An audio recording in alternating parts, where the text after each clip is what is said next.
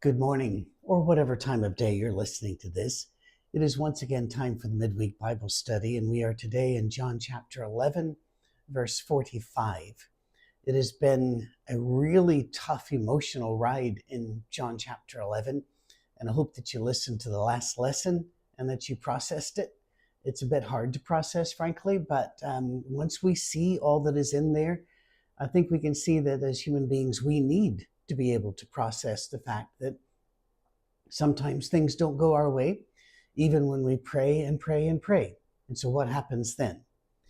It's an important story, but the story's not over. The resurrection of Lazarus has already taken place, and that's good. But we find that the story sends out waves that will end in some way at a cross. Let's look at verse 45. Many of the Jews, therefore, who had come with Mary and had seen what Jesus did, believed in him. But some of them went to the Pharisees and told them what he had done. Why do you think they might have done that? Not the believing part. The some believed, we could see that if you're there and you see Lazarus coming out of the grave. But others went to the Pharisees. Now, it is assumed with a quick reading here that they went to tell on Jesus, to narc on him, to say, this guy is causing problems out here. But that might not be what happened. I think that you should always try your best to put a positive spin on things unless you have to do the negative. And we're going to do a lot of negative today anyway. I had a feeling they went to the Pharisees and the leaders, the religious leaders, and said, what's going on here? This obviously is a man doing many miracles, and he's not allied with you. So what are we, synagogue and temple people, supposed to do? And so it could have been that they went to them for religious guidance or to ask them why they weren't allied with Jesus or vice versa.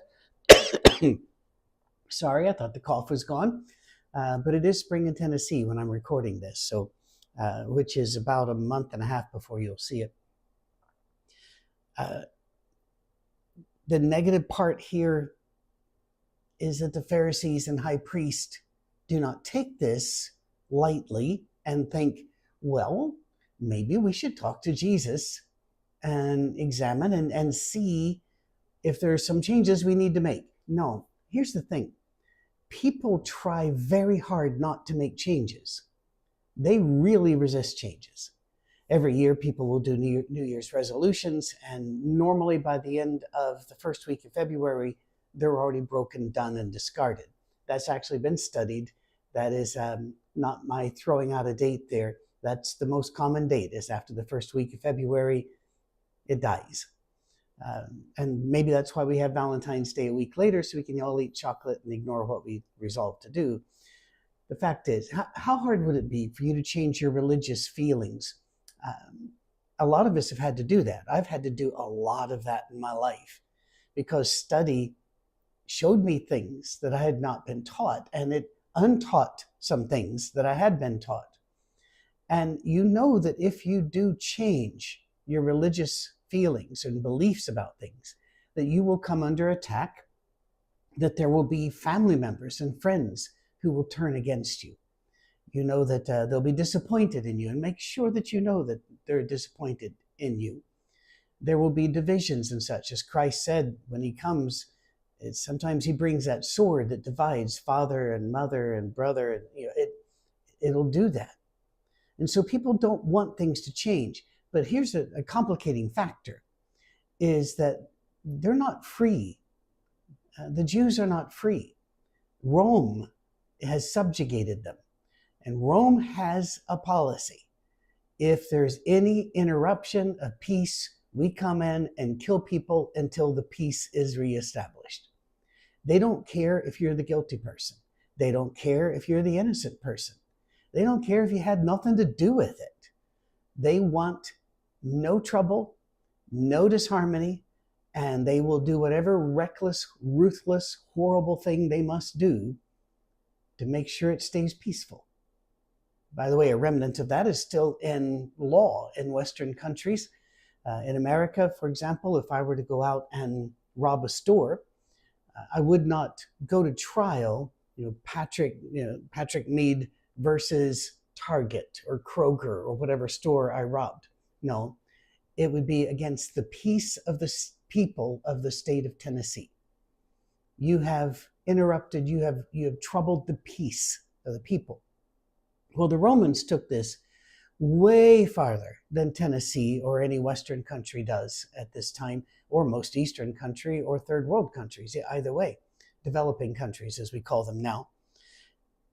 This is what's going to cause some problems, and it's going to end up at a cross. These people have come to the Pharisees and high priests saying, what do we do with this? This is what is happening. This is what we saw. We were witnesses. Tell us what to believe about this. It is fascinating that we let other people be in charge of what we believe about things. I listen to news because I want to know what's going on. I don't keep it on 24/7. And I generally go to aggregate sites and have a look and a listen there. But I see every single day politicians lie and say that side's wanting to do this when the other side says, no, that's not what we're doing. And we've said we wouldn't do that. And then they do that to the other side too. We often then decide, well, if we're going to vote, we're going to go vote with everything with an R behind the name or a D behind the name. Or we allow other people, all right, we'll just let them decide this. Instead of us thinking, what about this? What about that? Maybe, since I witnessed the resurrection of Lazarus, I might actually have more information than the Pharisees and the high priest and such. And I might be able to school them on things. And perhaps some of them tried. But what's the reaction? The reaction is not humility, saying perhaps we should change. Let's examine these again. That is very rare. And if you're part of our safe harbor, you probably have gone through this process to some degree or the other. And that means you are incredibly rare. And I have great respect for you for making that journey, because I know you didn't make it without scars, sweat, and some sleepless nights. Well, the chief priest and the Pharisees called a meeting of the council and said, what are we to do?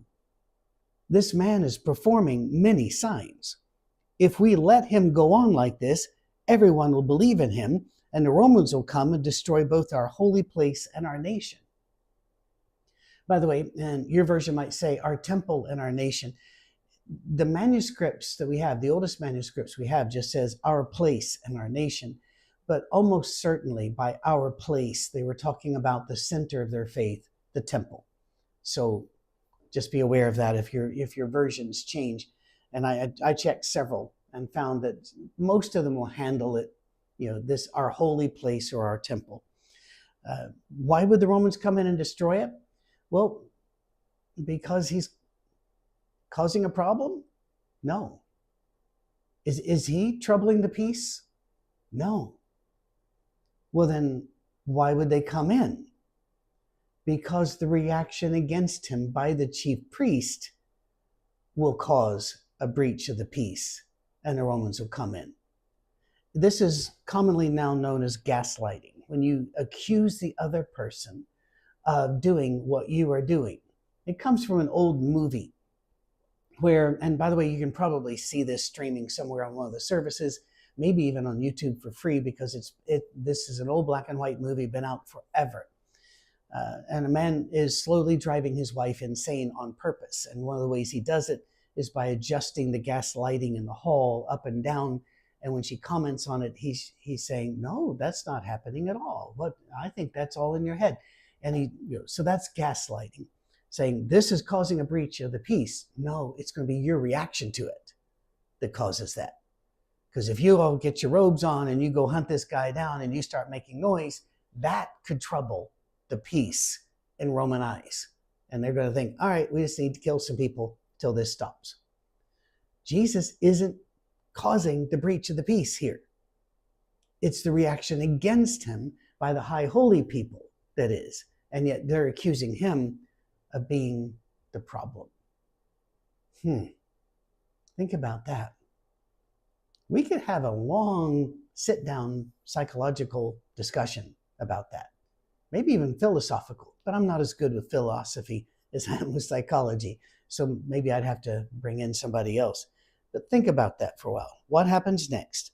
One of them, Caiaphas, who was high priest that year, hold the phone that year.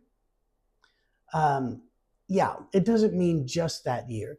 However, for a long time, the priesthood had been a rotating thing to keep the peace.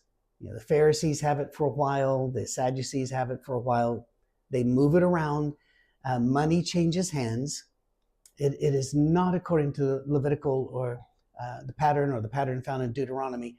It was done because of political pressure and because the Jews were not free. So, in fact, we're going to see Annas and Caiaphas both called high priest at the same time when they're I think it's father-in-law and son-in-law. You didn't have two high priests, but sometimes the guy that wasn't a high priest anymore still acted like he was. Does this ring any bell for those of you that are in churches where somebody has grabbed hold of the leadership, and once they're out of the leadership is still the leadership? Yeah. A lot of memories flooding back today, aren't they? The guy, Caiaphas, that year said to them, "You know nothing at all. You do not understand that it's better for you to have one man die for the people than to have the whole nation destroyed." Now, this is at first, we understand it. We don't like it. But he's saying, it's better this guy just die than any kind of disruption in the peace occurs. One guy die versus the nation, this is not a hard decision. Now, you and I look upon that as particularly callous, and we look at it as rather arrogant and ignorant, because why would you not investigate the guy? Why would you not listen to the guy? Why wouldn't you give him a chance to talk to us about how the Hebrew scriptures speak of him, or for us to speak to him about, no, you're deluded? But then John, or a later writer, it is hard to figure this out, adds kind of a spin on this. Have a look. He did not say this on his own, but being high priest that year, he prophesied that Jesus was about to die for the nation, and not for the nation only, but to gather into one the dispersed children of God. That seems to be out of place, and it doesn't seem to be according to the character that we know of Caiaphas and that we know of Annas. That he's, this guy will die for the nation and bring all the other people into our. That does not sound like Caiaphas, and so a lot of scholars think it's an interpolation, and it was sandwiched in there. Read this passage on your own, but leave out verse 51 and verse 52, and you'll find it reads much smoother, much more smoothly. Thank you, Miss Grammar. And it makes more sense. Because what's the next verse say? So from that day on, they planned to put him to death. So it doesn't sound like Caiaphas is thinking this one guy will die, he'll save our nation and bring all the other nations in. It seems like that was someone trying to make this sound better than it was. Again, if you read the other accounts of these guys, it doesn't sound like them. By the way, it's still a matter of hot dispute among archaeologists, but there was an ossuary, a bone box, found in Israel a few decades back, I think now, and in it there was writing on the side that it was the family of Caiaphas. And well, we only know the one Caiaphas. And this an ossuary, by the way, is a box where you put the bones of the dead. When they die, you wrap them, you put them in the shelves, if you're wealthy, and this family was. Shelves in a cave. And over time, the cave will fill up. And so when another body comes in, you take the oldest one out, and you crunch it all up and put the bones in the bone box, the ossuary, and put the new guy in. And so that's what an ossuary is. I've often wondered what Caiaphas would have thought, if this is genuine, by the way.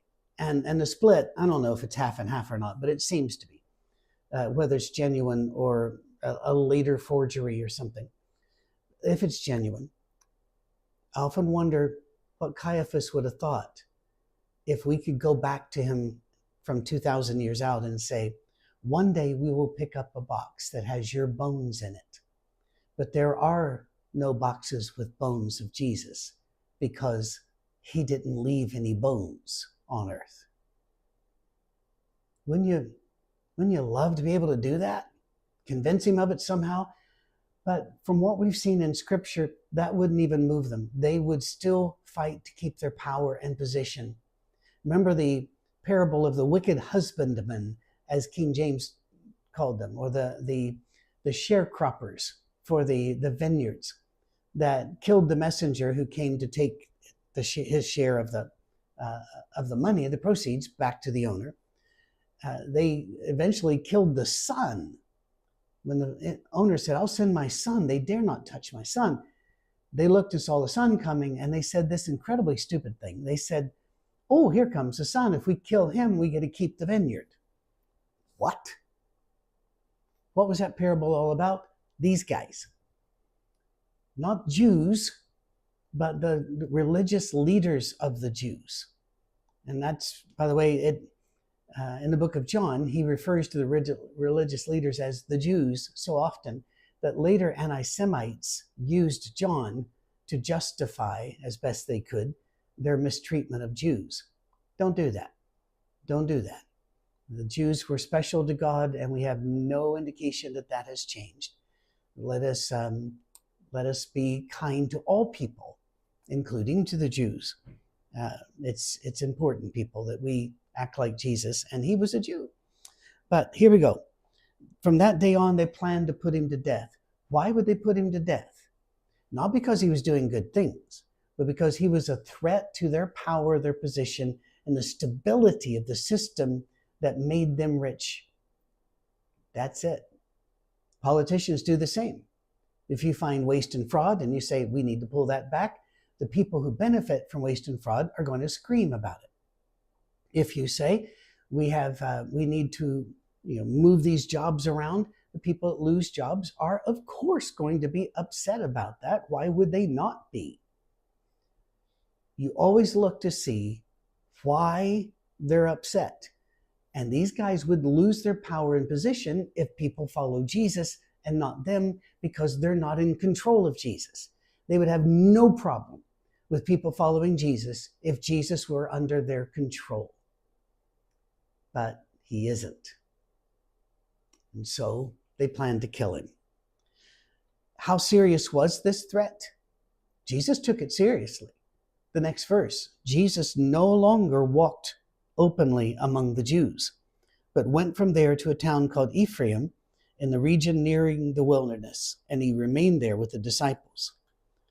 He actually had to go incognito, and that's going to remain until the last week of his life, more or less, in the book of John.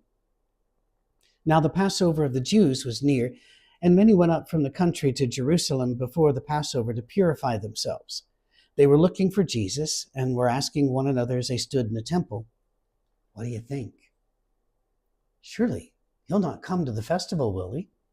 Now the chief priests and the Pharisees had given orders that anyone who knew where Jesus was should let them know so that they might arrest him. Now, every faithful Jew is required to come during Passover. So the priest and the leaders are ready. They've alerted people. You let us know the minute you spot him. We're going to get him. The drama builds. Now, 6 days before Passover, this is in chapter 12, Jesus came to Bethany, the home of Lazarus, whom he'd raised from the dead. And so fairly recently, there they gave a dinner for him. Martha served, and Lazarus was one of those at the table with him. Mary took a pound of costly perfume made of pure nard, anointed Jesus' feet, and wiped them with her hair. This is very, very touching indeed. Again, just to remind anybody that hasn't heard the earlier lessons, whenever you ate back in those days, you ate semi-reclined. You would prop on your left elbow and eat with your right hand. The left hand is reserved for unclean task. The right hand is reserved for clean. Your feet are angled away from the table, not 90 degrees as a rule, but angled away from the table. They did that for two reasons. One is that they believed that the food went into you better if you were reclined than if you were standing up, and that you digested better. The second was to get the feet away from the table, because you please remember, this is an era before modern cleaning aids and on-demand water. The lowliest servant was the one who would then wash the feet of the guest. Whenever you're in a developing country, often before you eat, somebody will come along with a pitcher of water and a bowl, and they'll stand in front of you. What you're supposed to do is put your hands out, and they'll pour water over your hands. It collects in the bowl, and you're not to do this very long. You're just kind of to do it quickly because the water is limited. That's what normally happened at the home when you had a dinner. But here is Mary. Mary comes with a pound of nard. How much is a pound of nard? Think of somebody working for a bit better than minimum wage. Let's say in America right now, $12 an hour. And this is as much as they would make all year. So that's a substantial sum. Why would you have nard like that? Again, this is an era before modern cleaning aids and other abilities to smell better. And therefore, a little bit of perfume went a long way. And nard was very, very precious perfume. You just needed a little bit. And I wish people understood they only need a tiny bit of this so that they don't, kill other people from gas warfare when they walk by. It is, well, think of it, early colonial folk or people back in Britain and France back in the 16, 1700s and the like. You remember they had these frilly little handkerchiefs and lace around their collars? Well, one of the reasons for that is that you would put little perfume on that. And as you talk, you'd kind of wave your hand and such, because that allowed your smell and smell of your breath and bad teeth or whatever not to hurt the other person. This was common. Plus, it was a place to put your money. Central banks did not exist, not as we know them by any stretch of the imagination. Corinth set up something similar to that, but that would not be for a while yet. And so you would park your money in jewelry, or you would park it in an item, or you'd have to hide it. To this day, we uncover hoards of coins where somebody must have buried them either in their home, the floor of their home, or while they're on the run and intending to come back to them later. And now we find them 1,000, 2,000 years down the road. The people used to, the piercings and such were originally a sign, just a pierced ear, a sign of being a slave. But if you put gold and such around, and you had gold around your neck and such, that was your bank. And the same with nard, or frankincense and myrrh, as was brought to Mary a little bit after the birth of Jesus. So here it is, and she's wiping it, putting it on Jesus's feet. You don't do that. You just put water there. And she's wiping it with her hair. That is a sign of intimacy, but it is also a sign of humility. You are using yourself as the towel. It's intimacy because this is a woman touching the feet of a man, which was not done back in the day. And it is also touching the feet, which back then the feet, it's complicated. The feet were often used as euphemisms for more sexually charged parts of the body. Mary did not touch Jesus in a sexual way at all. That's not what we're saying. What we're saying is that this woman, who was a Bible student of some note and who was not known to be loose or rebel or any such thing, was so overcome by what was going on the threats to Jesus' life. They knew they were out after him. The news had spread. It spread quickly. And she had no way to stop the threats. She had no power. She couldn't grab a militia and form, and she couldn't get him out of town under a false passport, none of these things. And so she took what she had, and she just gave it the best way she could, showing love and care. She took a pound of costly perfume made of pure nard, anointed Jesus' feet, and wiped them with her hair. The house was filled with the fragrance of the perfume, but Judas Iscariot, one of his disciples, the one who was about to betray him, said, "Why is this perfume not sold for 300 denarii and the money given to the poor?" He said this not because he cared about the poor, but because he was a thief. He kept the common purse and used to steal what was put into it. Jesus said, "Leave her alone. She bought it so that she might keep it for the day of my burial. You'll always have the poor with you, but you do not always have me." Last line first. It sounds dismissive. We always have poor people. That's not what this was. He's trying, well, first of all, he's agreeing that his time on earth is limited. You're not going to have all this time with me. That's a hard thing to deal with, isn't it? Whenever you realize that with a relative or with your own self. At 68, I'm aware that my time on earth is limited. I might go another 20 years. I'm ambivalent about whether I want to go another 20 years, frankly. And I might be able to work for another 5 or 10 years. I don't know. That's entirely in the hands of God. But I'm aware that the time is limited. Well, what if there are a bunch of people coming out to kill me and there's no way to effectively hide for long? That'll really sharpen those last minutes, won't it? And you'll want to be able to share with me and me with you before I'm gone. Well, the same here. That's what he's saying. He's not saying forget the poor. No. Jesus was very concerned about the poor and made that very clear through his ministry. Now let's back up. Judas Iscariot kept the common purse. That's the way you did. He had a group, you assigned one person. Where would they get money? Well, the Bible says that faithful women supplied that money. Women also followed Jesus. Yeah, they don't get much of a mention in the walking around portions of the Gospels, but whenever you see Jesus in contact with a woman, he always shows her great respect and protects her, like he does here. Leave her alone. I like that. I like the fact that he steps up to protect her. This story hurts a bit. It does. Here's Judas.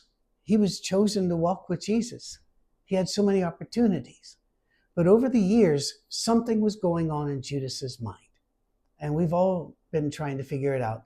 Many people believe that Judas was just disappointed in Jesus, that he wasn't the Messiah Judas wanted. He wasn't the Messiah that was going to get on a horse, lead an army, overthrow Rome, reestablish the borders of the kingdom during the days of David or Solomon. He just refused to do that. And Judas was becoming disillusioned by the whole thing, losing his belief. It's easy done. I can understand that. Or it could be that he had some serious financial troubles. Not sure how that would have worked in with him moving around with Jesus, but you always have to consider that. Or it could be that he was just greedy and wanted money. Whatever it is, he had compromised to the point where he wanted the money to go into the purse for him, for his own personal reasons, rather than for whatever that money is out there for. We always try to remember that at our safe harbor. Whenever you give us money, it's your money. You worked for it. You saved it. Who knows what you went through to earn that money. So every dollar that comes in is treated as very precious. It's not disposable. We don't spend it on anything frilly. We keep things right at the bone. Even to this day, I'm sitting in front of an iPhone on a tripod that cost about $10. And I paid for those things, but you get the point. We're not going to overdo anything because we're aware that money is yours. You entrusted it to us. It came from God. Ultimately, all money's God. We know that. But it came to us with your name on it. And therefore, it must be treated as holy, and be very careful with what we do with it. So I hope you do know that. And if ever you have any questions about that, I hope that you get in touch with us, info@oursafeharbor.com, and we will walk you through the money. We want you to understand it. Now we've hit our 30 minutes, but I want to wrap this up, and actually scene done here, because the scene continues, but we shift focus. And so we'll do that for next week. Jesus protected women, accepted the gift because he knew his time was short on earth. This is an emergency. And she's done what she could. That phrase we find elsewhere in the Gospels. She did what she could. That's enough. Leave her alone. I don't know what limitations are on you, what scars you've got, what financial issues you've got, what family divisions you've got. I don't know. And actually, nobody knows but you. Even those closest to you cannot really read the scars on you. But he does. He understands.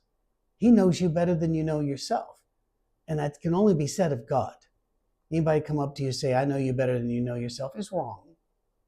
You're the world expert on you. But God even knows more about you. And he still loves you.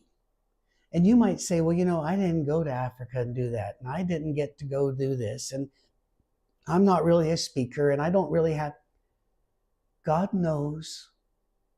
Do what you can. And God is happy with that. She's done what she could. He's done what he could. Today, in the circumstances, in his situation. God's love for you is amazing. Remember that. We'll see you next week.